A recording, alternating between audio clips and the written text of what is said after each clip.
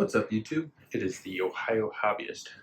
Today we are going to make a video over leopard gecko care and housing. Everything you're going to need to know before either to improve your care of your leopard gecko or before you get one. So let's get into it.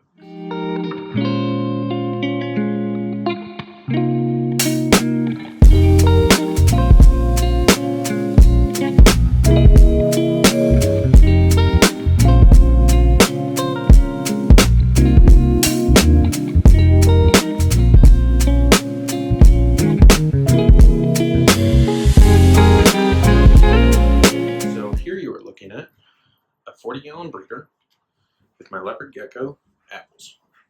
It's actually towards the end of the day, so Apples is out. Apples generally comes out in the evening. Here's a large, he might bite. Apples is a little on the heftier side right now. You get him on some weight loss. Come on, buddy. Just trying to get into his hide. There you go. Cannot tell you what kind of morph he is. I'm not into morphs. But I can tell you how to take care of them. So we'll start. Before we get into care, I'll go over a brief overview of what's in my enclosure. My enclosure is a 40-gallon breeder. It's an aquarium, same thing. It is 36 by 18. I think it might be 16 inches tall. Not exactly sure. Doesn't really matter for a leopard gecko, as long as you have some height. It is heated by a 100-watt power sun that provides UVA and UVB lighting as well as heat, as well as a 100-watt ceramic heat emitter, and that stays on 24/7. My animals are in the basement, which it gets a bit cool down here, so that heat emitter helps keep the temps up around 75 degrees no matter the time of day. It obviously is a lot hotter during the day with the heat light. The substrate is a 50-50 mix of excavator soil and repti soil. I offer a water dish, some dried grapevine, some slate rock pieces. There's his hot hide, which is down under there. This is his cool hide, which he has dug out quite a lot since putting it in. There are some live plants, which is pothos. The pothos will be removed here soon, as I am going to go get some desert type plants to more fill it in, as well as isopods and springtails. So that's my enclosure. Now let's get into the care. We're going to start with enclosure size. 20-gallon longs would be bare minimum for a single adult. I recommend a 40-gallon breeder, if not more. A 40-gallon breeder footprint at minimum would be 36 by 18. There's a lot of great front opening enclosures that they offer that have similar footprints that offer a really good look to them. That's a 5-foot enclosure.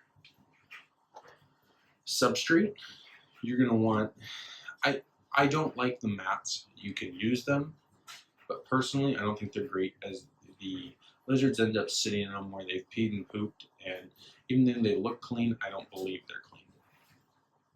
So I would suggest using a sand repti soil mix.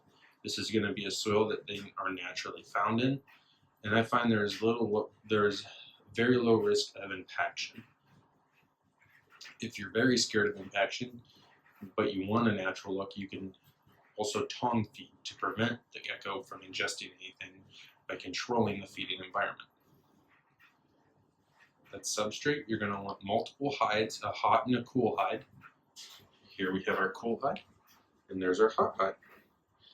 Now that can be something as simple as the half logs that you can buy at the pet store, or it can be something as elaborate as this, or you can even go Mora. There's people with way more elaborate enclosures than I have.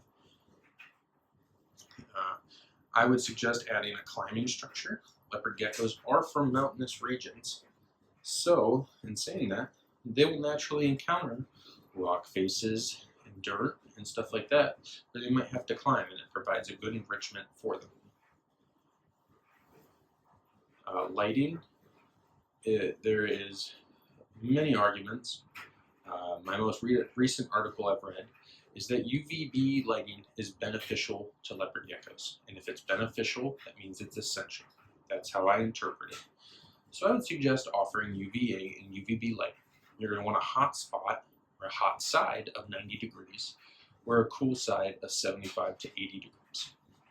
My hot spot is in the centralized region of the enclosure, and my cool sides are 75 to 80 degrees. That's dependent on the temperature of the house. But it never drops below 75, which is safe. Now the hot spot does maintain a solid 90 degrees throughout the day. Feeding, you're going to want to feed crickets, superworms, mealworms, smaller hornworms, essentially any readily available feeder insect, as they are insectivores. You're going to want to dust those insects twice a week with a calcium without vitamin D, and as well once a week I would recommend using a multivitamin with D3. So we got feeding down, we got lighting down, we got feeding down, we got lighting down, enclosure size, substrate, housing.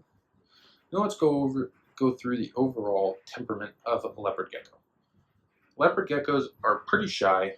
They're very sensitive to light. So yeah, they're very calm. You can take them out and handle them. But at the end of the day, they do enjoy just kind of hiding throughout the day. There's nothing wrong with handling them. Be cautious. It may take time to tame your leopard gecko down once you get them. You can get leopard geckos pretty much anywhere. You can get them at a reptile shop or a hobbyist shop. You can get them at a big box store or a reptile expo. There are hundreds of morphs available.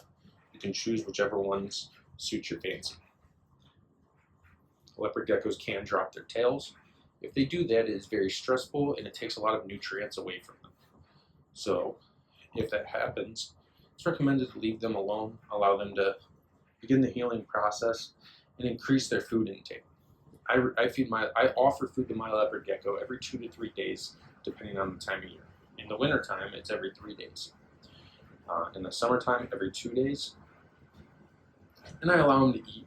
I tongue feed most of the time, but I also will dish feed. I don't enjoy having stuff running around, as some of the feeder insects can be dangerous to your animals if they're left to run rampant through the enclosure. Leopard geckos are naturally found in the southern part of the Asian continent. Very few, it might be even impossible at this point, to find a wild-caught leopard gecko, which is fantastic.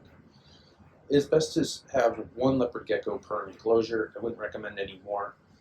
There are people that do cohab them, but when they do cohab, you're talking about 2 in an enclosure of this size. And that's a 5 foot by 2 foot by 2 foot enclosure there.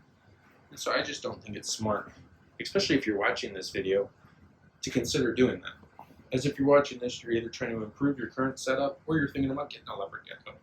Leopard geckos can live 15 to 20 years. And overall, they are a great pet. They're very mellow, very easy to care for. And yeah, it's unfortunate though that easy to care for and has been very much misconstrued over the years, as there's many kits available for these that are just a 10 or 20 gallon with the bare minimal essentials. Leopard geckos can put up with a lot of abuse for a long time before they'll finally pass away. So you might as well go above and beyond and offer the greatest enclosure that you can for your gecko while he's with you. So let me know what you think of this care video. If I missed anything, feel free to leave a comment. And thanks for watching.